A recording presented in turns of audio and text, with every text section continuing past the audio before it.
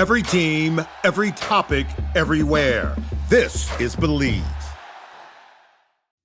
One of the most famous trail athletes of all time will share 3 hacks to make you more efficient on your next adventure.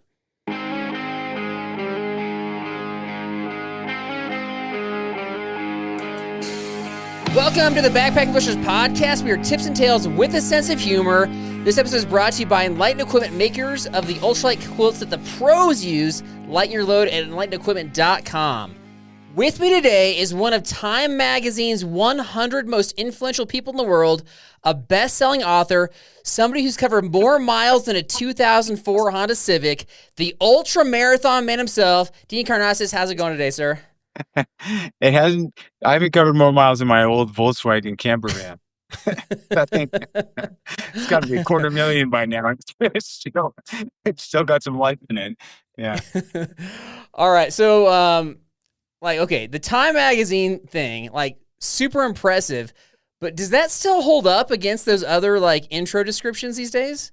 Everyone knows Time Magazine, and do they? Maybe not. In the day, they did. Gen Z? Yeah, Gen Z, maybe not. So, I've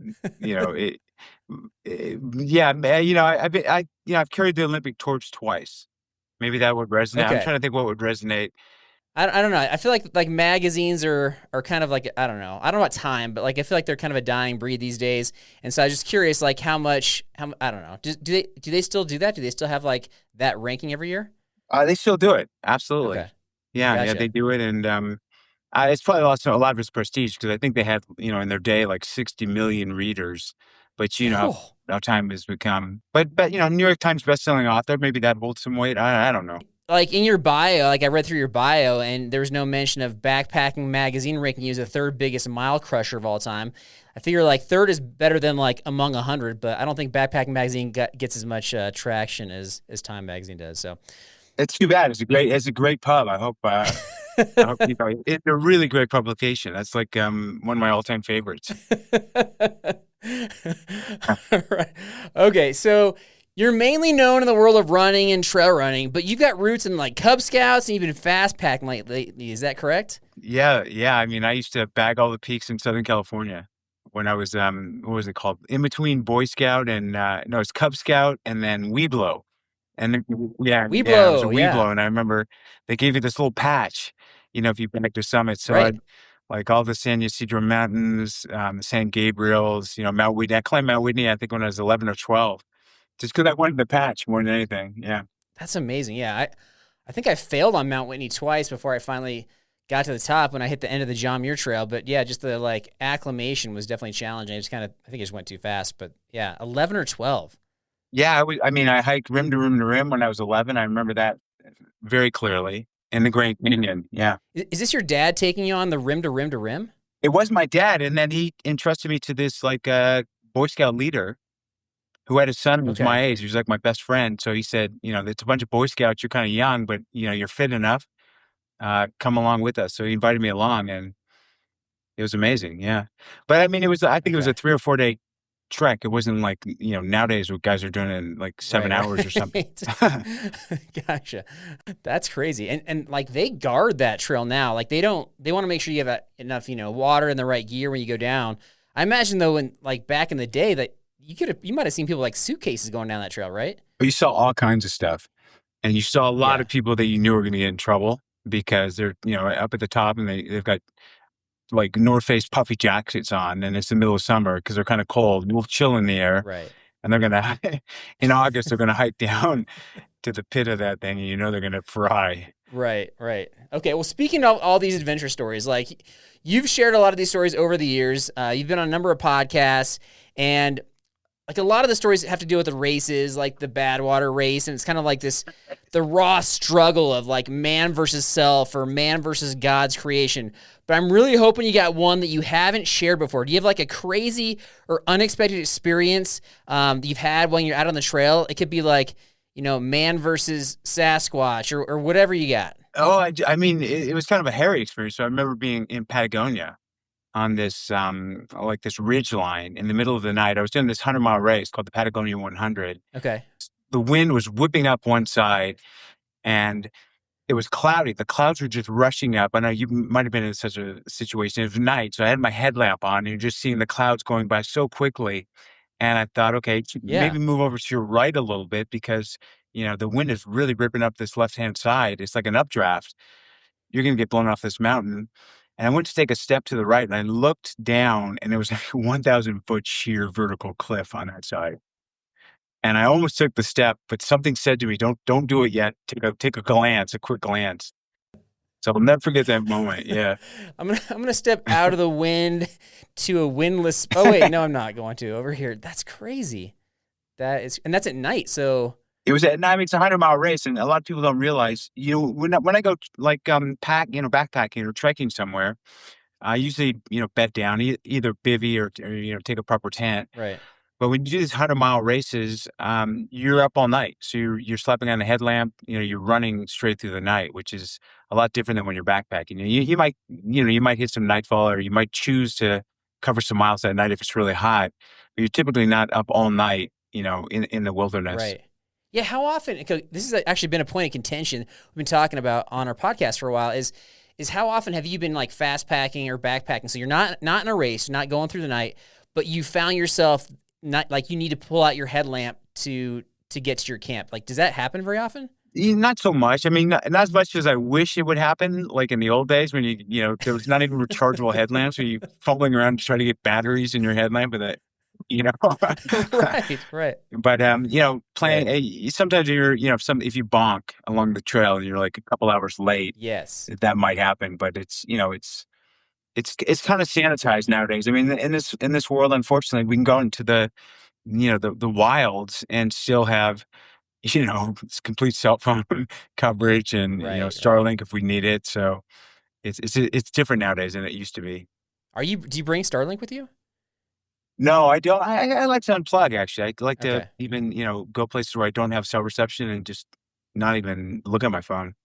So I've read a couple of your books and I watched the documentary 50 Marathons in 50 States in 50 Days. Like super fun, super impressive. And I like how you brought like communities together for that.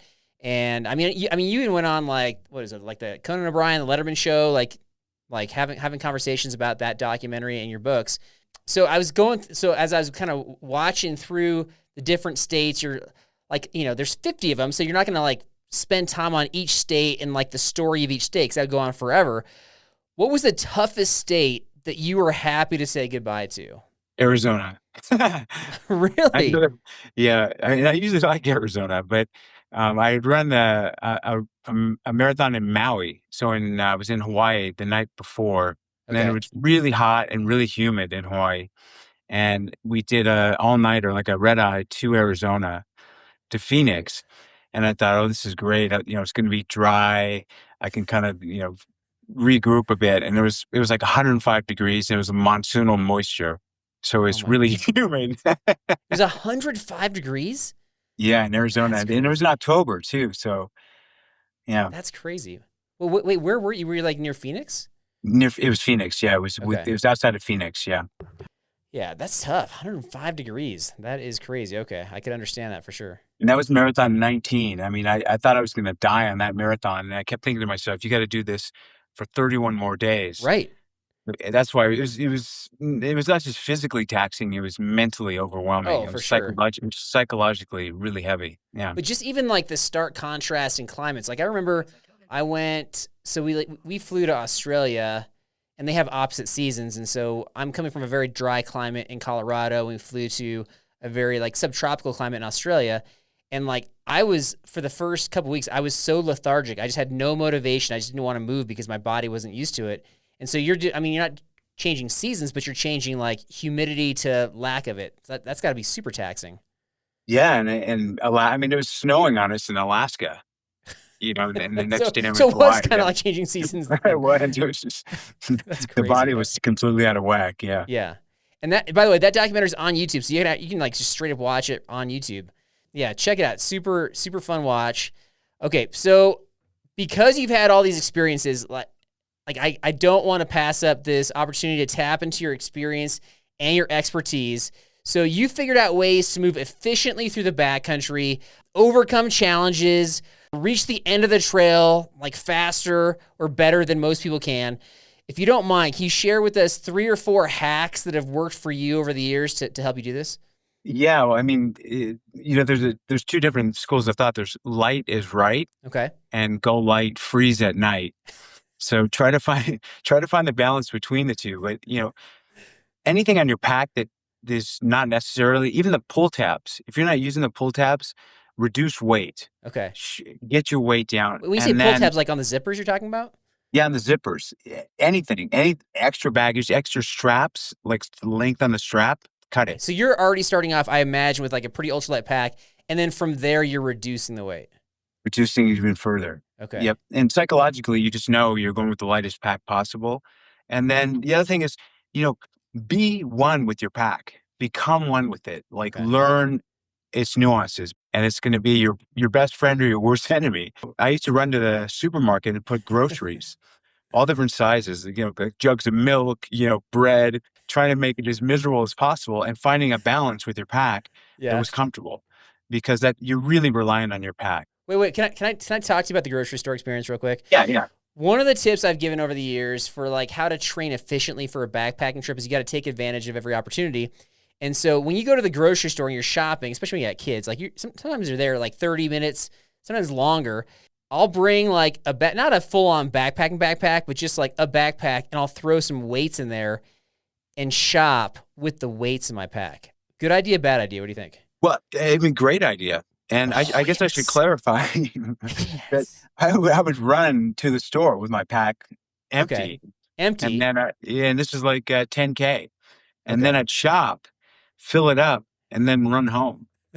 So that's next level. So, okay, were you like, I could get some fresh green beans, or I could get extra weight and get the canned green beans? Like, is that anything going through your mind here? Yeah, I mean, anything that could be mushed is going to get mushed. So go for the cans. Definitely. Go for the cans. Okay. Everything is, if you don't buy bananas, they're gonna, do not buy bananas if you try this at home. Yeah. Got to throw that on top. Okay, sorry, I cut you out. What was your next tip? Sorry. Well, your shoes. Your shoes have got to be well broken in and well worn, because again, they're going to be your best friend or your worst nightmare. So any hot spot, you just heck with your shoes. Either figure it out or get another pair of shoes. I've been wearing these shoes by a company called Speedland, and they're amazing because they have this dual BOA lacing system. There's no laces this high. Tying laces with a pack on, it's horrible.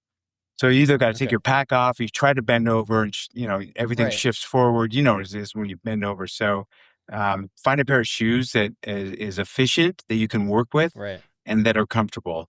And ditto with the socks. So make sure you've got socks that are moisture wicking, that keep your feet cool and dry. So one of the issues though with like the really ultralight shoes is like the uppers are typically mesh, and so when you say like your socks are moisture wicking, so that you can actually have like your sweat evaporate through the upper of the shoe. But on the flip side of that, because it's mesh, if you're on a really dusty trail, the dirt is going right into the shoe, right through your sock onto your foot. So now you're loading up your foot with dirt. Have you had that issue? Always. And as long as the dirt is dry, you're fine. Because it's like a talcum powder. Like a lot of people use powder instead of like a wet moisturizer for blister control. They put powder in their feet, and light dust is really great. So it helps prevent blisters. But if your feet get wet, either if you're prone to sweating a lot, or if it starts raining, if you cross a bog, then the dirt can become a problem. I also like internal gaiters. Like I love running with fast hiking with gaiters. I'm a strong believer. Just for that, I spent a lot of time in the Sierra Nevada, and it's a lot of granite pebbles. Right. You can step in a little low spot, and it'll go up to your shin. In this granite, and if you don't have gaiters on, it's horrible. And I've learned that the gait of the way that you walk or the way that you run can actually, like, some people can walk or run in such a way that it actually kicks up more junk inside your shoe.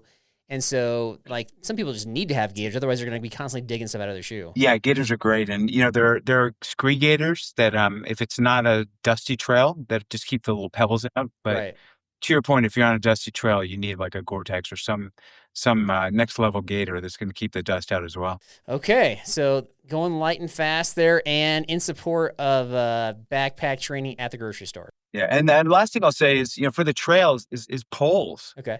Poles have evolved so Yeah. much in the last half decade. So I never used to use poles, and now I'm a big fan of poles. Okay. Which poles are you using these days? I've been trying both the Lecky and the Black Diamond. Black Diamond came out with a new pole, and it's lighter than the Lecky, and it's got a different latch system. So I have an internal glove. I don't know if you've seen these poles. They have internal glove systems where you latch. Yeah. Yeah. So either of those, you can't go wrong. I got the Black Diamond. I don't have the newest ones, but I've got the Carbon Z poles, and then I'm going to try some Lecky poles as well. So just curious the pros use there. So you've been doing this for a long time. You have a lot of experience. You've done a lot of trails, a lot of records. You've been on all the continents. I imagine that when you're lining up for a race, periodically you might have some young bucks who recognize you. They kind of are trying to measure themselves up against you, and they like they're like, you know what? See if you can hang with me, Dean. And so when that happens, what are they typically gonna get wrong, or what is your experience? What experiences do you have that's typically going to allow you to win out in those circumstances? Yeah, well, I mean, I've been through so many iterations of my career, where I was the top, the front runners I was battling with, and then it became the mid packers, and now, at my age, thankfully, people don't get as competitive with me. That's not to say they don't, because I remember running last year a 5K turkey trot, so it's like a fun run.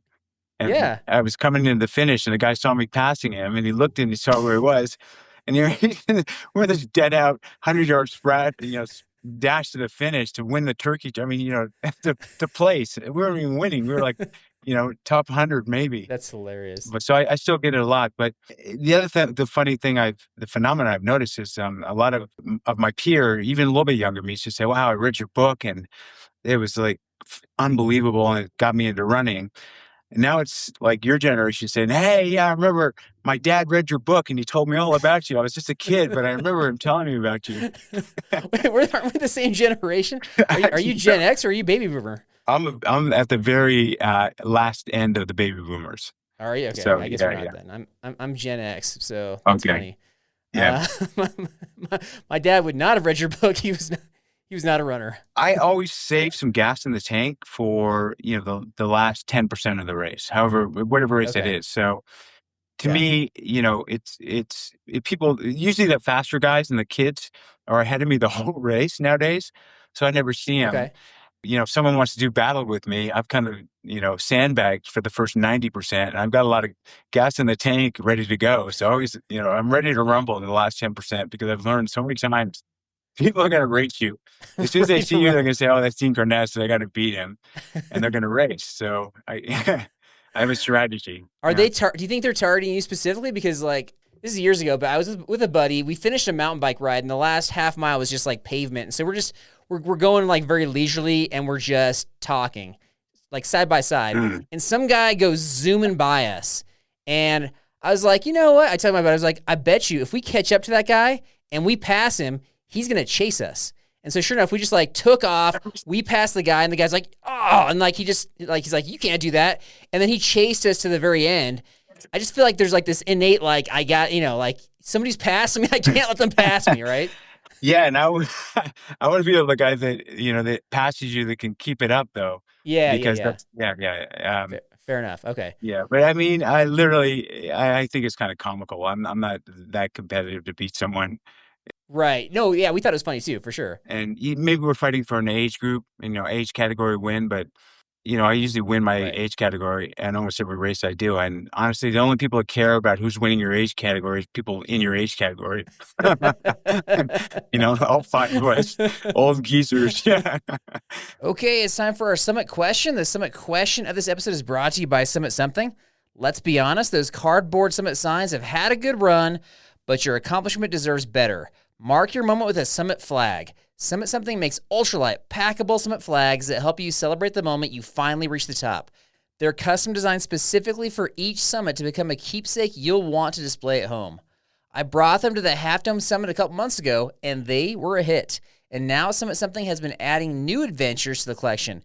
The Manitou Incline, Guadalupe Peak, the Pacific Crest and Appalachian Trails, and dozens of other iconic destinations. Check them out at summitsomething.com. If you're looking for a sign, this is it. We already mentioned, like, you know, the experiences you've had and so on and so forth. So this was hard, but I came up with 3 unique adventure challenges, 3 of them. And I want to know which one you would most likely attempt, assuming that you could pull this off. I'm going to give you 3, and then which one kind of intrigues you. 50 highest peaks in 50 states in 50 days. Second one, you versus Scott Jurek, 1 pack, go as far as you can, unsupported.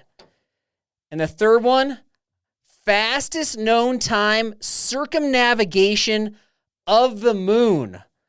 I assume we're within like 5 years of being able to do something like that. And FYI, the moon is 6,784 miles. So just, yeah, but less atmosphere. Yeah, well, I guess I'll answer them each kind of individually. Like the final one, I'm not so into. You know, I'm an environmentalist, and let's focus on saving our planet first. So I'm not so into going into the artificial, man-made environments like we have to do if we leave the planet Earth, even go up so high in the sky. So let's fix Earth. The second one, I mean, I don't think Jurek is running that much these days. I don't know. I mean, I see him around. Right, so that's you have an advantage. Yeah, but then again, he's Scott Jurek. So even though he's younger than me, he's been one of my greatest heroes. And you know that he's done so much. He's even more than me. He's very understated. I mean, I've run more like road marathons. I think I've run like 300 road marathons now, and I don't know if he even does road marathons, but he has won so many races that you don't even hear about. So he's kind of, you know, he's one of my legends. So I'd like to race him. So I'll take challenge. Yeah, the challenge here would be, it's like, I mean, you could be running, but it's like you got to figure out what's going to go in your pack, and it's probably going to be heavy to start with, and then go as far as you can. So you can go fast, you can go slow, but it's not about speed. It's about, I mean, speed is like a factor, which is about distance. Yeah, it's a little more tactical. Right. And, you know, I mean, I don't know about Scotty, but I know I'm very good at sleep deprivation. Right. So I know I can go through 2 nights without sleep. The third night's always a little sketchy. I imagine he's pretty good at it as well, but I don't know. I don't know what his level of fitness is nowadays. And we don't know if he cuts straps off his packs, so maybe you'll have that edge as well. He doesn't have all the tricks. Yeah. Right. Well, right. I've done these 4 desert challenges. I don't know if you heard about these races where it's a 6-day, 250-kilometer self-supported race. Okay. And it's in the hottest, the driest, the windiest, and the largest deserts on Earth. Okay, so that's like, can I? Okay, so that's got to be like Gobi Desert. Do they count Antarctica as a desert? Yes, Antarctica is the largest desert. Yep. Okay, and then you got Sahara. Sahara. Okay. What's the driest desert? See, I thought Antarctica was because it doesn't get as much precipitation, but in terms of like, there's someplace even drier. Yeah.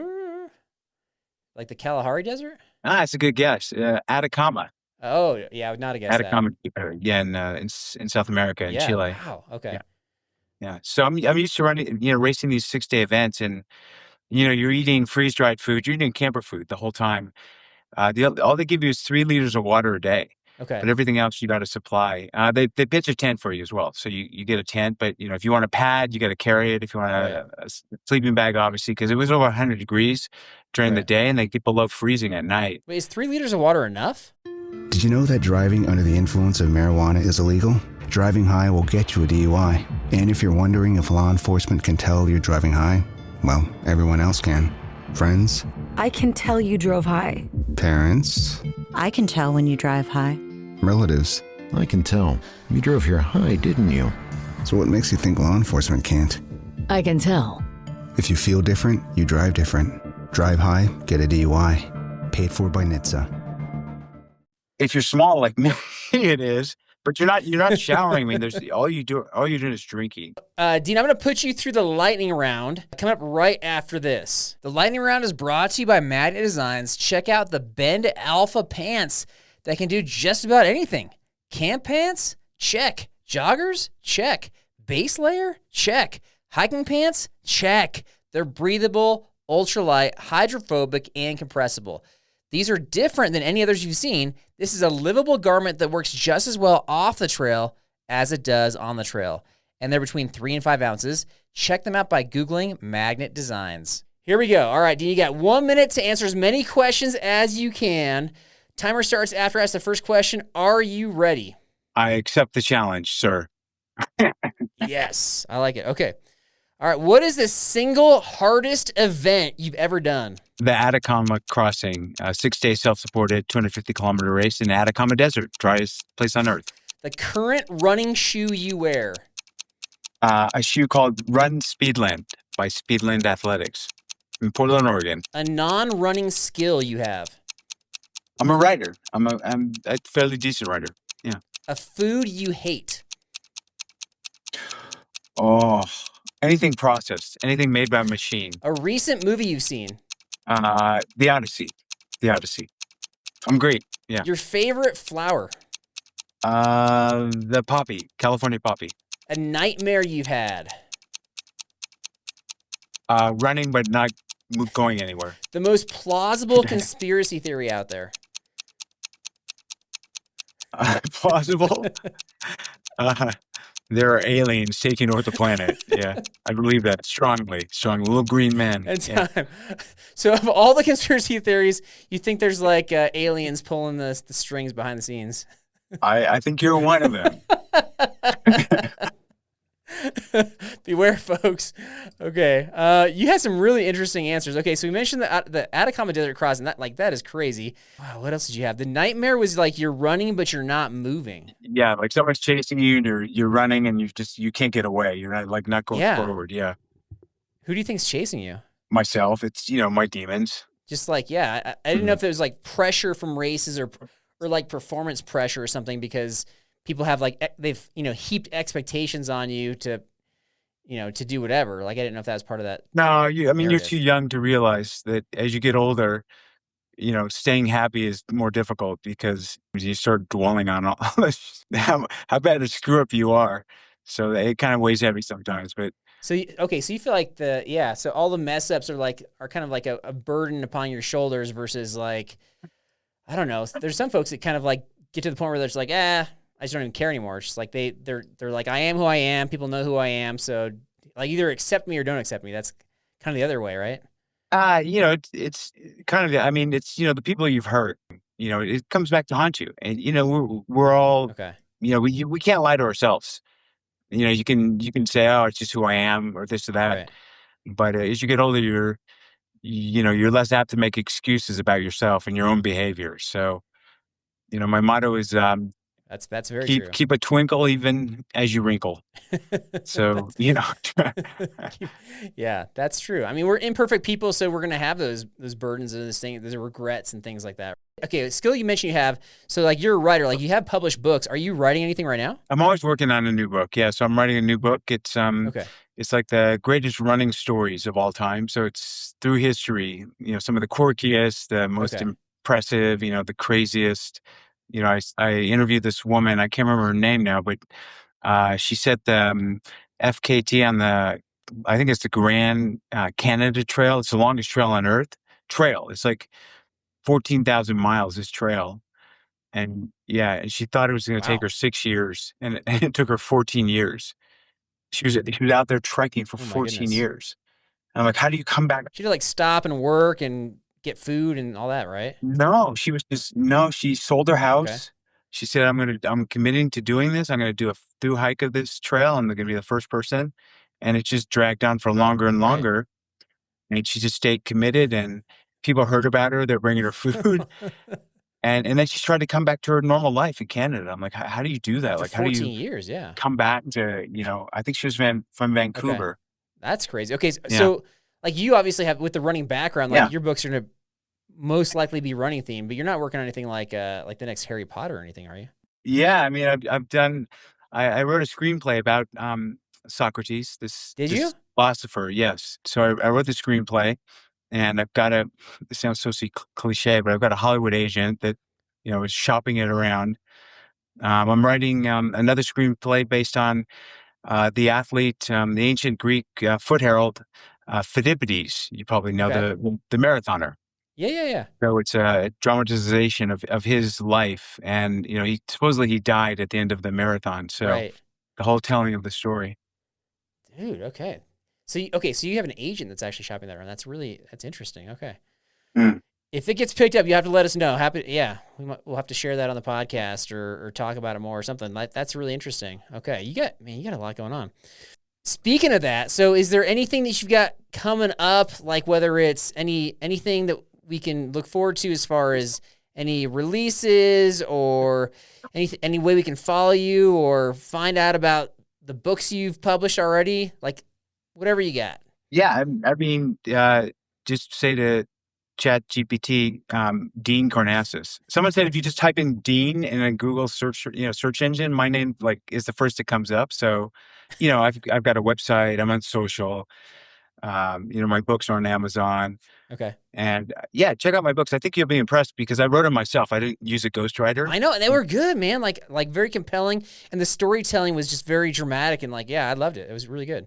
Did you read or do you listen? I mean, a lot of my fans are listen to the audiobook. No, I read and it's been a few years for sure. But I'm like a very high maintenance reader, so if it doesn't capture my attention, I'll put it down. But no, I read through it, and you got me for sure. It was really good. I have a short attention span as well. And I said, if you don't catch them in the first, if you don't hook them in the first sentence, right, it's not going to work. So I just had that ethos going into writing my books. Like the first sentence has got to resonate. And wasn't it it was like first paragraph, you're talking about you're stopping on the side of the trail, meeting a pizza guy, and in the middle of a night trail run, you're downing a pizza. Wasn't that's first paragraph, right? Or something like that. Yeah. I think it was. Yeah. Every dude loves that. Every that's dude loves that interesting. story. That's super interesting. I ran out of food on this 200-mile run, but I had a cell phone and a credit card. So yeah, which is amazing. I was more impressed, not with obviously I get hungry not running, but the fact that you could eat an entire pizza and then keep running, that to me is crazy. So I could not do that. Well, I mean, I was out there for 48 hours. It's not like I was, sprinting a 5K. I was. No, I know, but just having the pizza in your stomach and trying to run through that. I mean, your stomach is bottomless when you do these ultra. I mean, it's it's unfillable. It's unfillable. I mean, okay, that's hilarious. All right, well, I'll have some links in our show description so people can check those out for sure. Please subscribe for more insider hacks from legendary adventurers like Dean and terrible information from pretenders like me. And remember, folks, if you fuel yourself with chili mac with beef, you'll never run out of gas. Have a good week and God bless. I want to fly